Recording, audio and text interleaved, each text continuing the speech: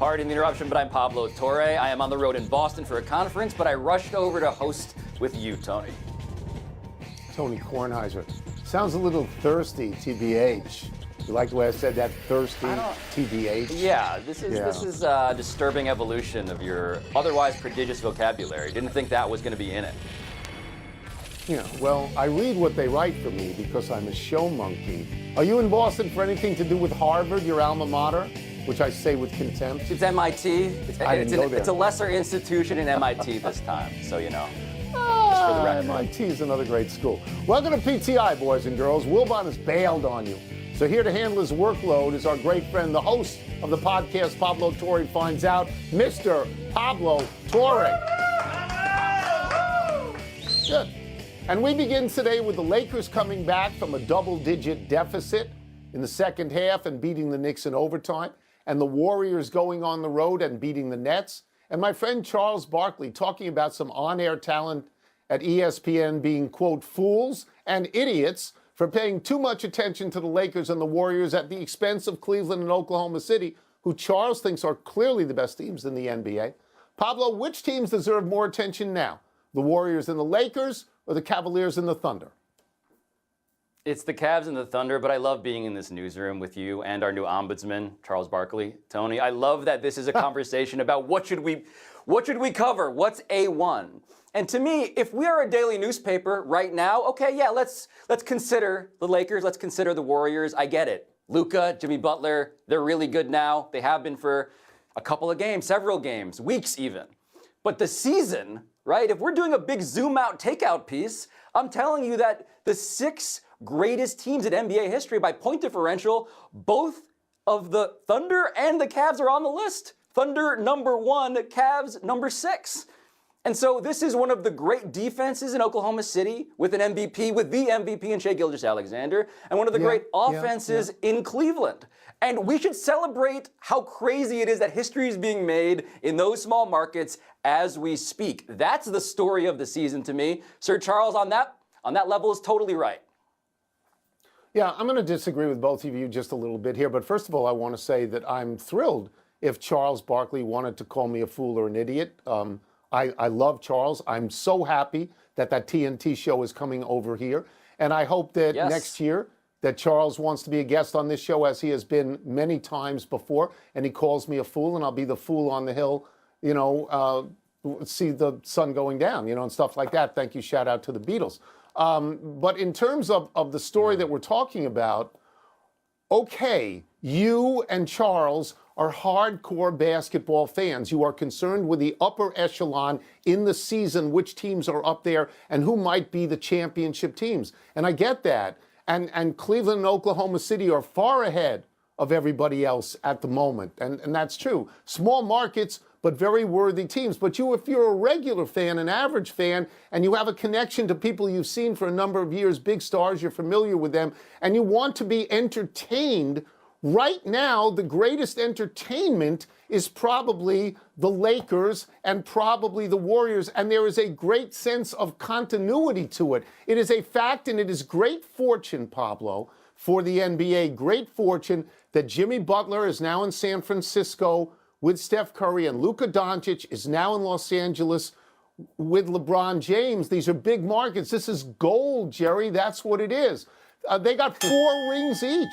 LeBron's got 4. Steph's got 4. At the moment, Donovan Mitchell has 0. Shai Gilgeous-Alexander has 0. In due time, maybe. But I'm suggesting to you that right now, if you're in the NBA office, you are thrilled that it's the Warriors and the Lakers again, and they're relevant playoff teams, and they are higher up on the NBA scale, even in that office, than the guys on the top of the mountain, Cleveland and Oklahoma City.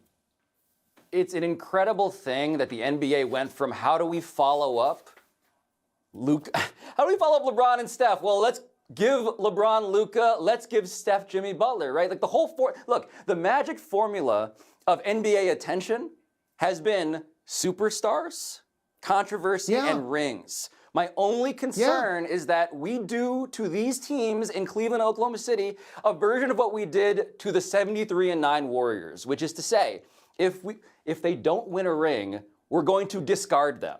we are going to forget about them. And so I'm just concerned that right now the coverage should be around what is happening in front of us, because it's not guaranteed that we're going to ever talk about them again if they don't actually win the thing that, Sir Charles, by the way, has also been searching for his whole life, I believe. Those Warriors who had the greatest record, those Warriors, they lost. They did not win the ring.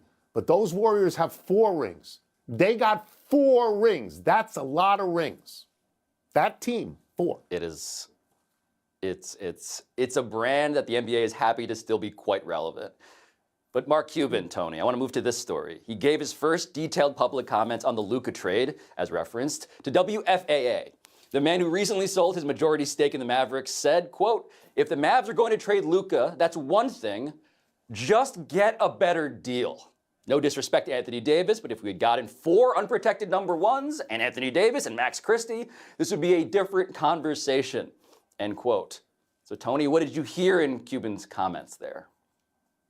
I heard what any reasonable person heard, that it's an insane trade, that it's a terrible mistake, that it's a franchise-killing trade.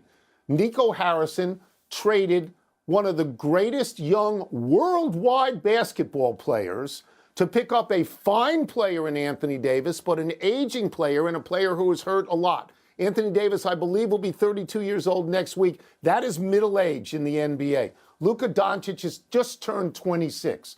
Look, you can trade Luka, but you better bring back Antetokounmpo or Jokic or Gilgeous-Alexander. I mean, that's what you have to do. You can't make this trade. I mean, to me, you got to get rid of a general manager who makes a trade like that, because it's terrible for that team. I mean, you're banking on the fact you're trading your future away for a small sliver of contention, 2 to 3 years, but it's all based on Anthony Davis's health, and he's never healthy.